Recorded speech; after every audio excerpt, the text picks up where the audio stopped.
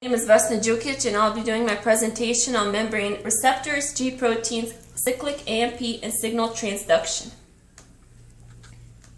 To begin with, a signal transduction occurs in liberal cells, and that contains a hormone called a ligand. A ligand is a small molecule that is attached to the metabotropic. The ligand needs to attach to this receptor to enter inside the cell. Once the metabotropic binds to the ligand, it goes through a process called protein conformation. Protein conformation means to change the shape of the protein. Right beneath the metabotropic is where the heterotrimeric G protein is located.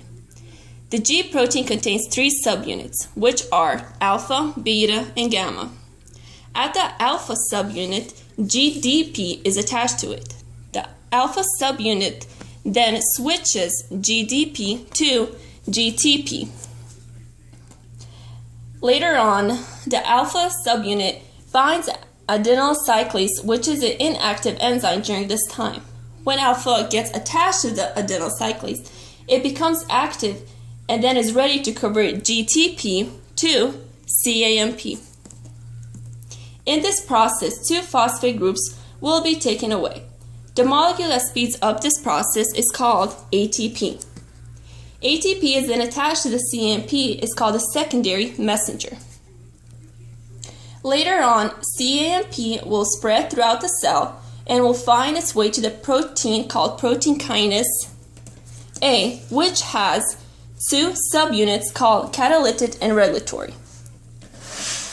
The CAMP will bind to the regulatory and will activate the catalytic protein and will be detached from the regulatory protein.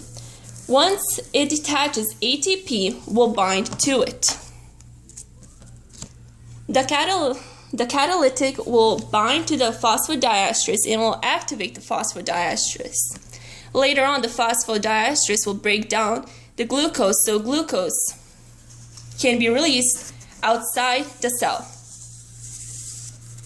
This is how molecules here communicate with the action called cellular response, trying to get the glucose out of the cell.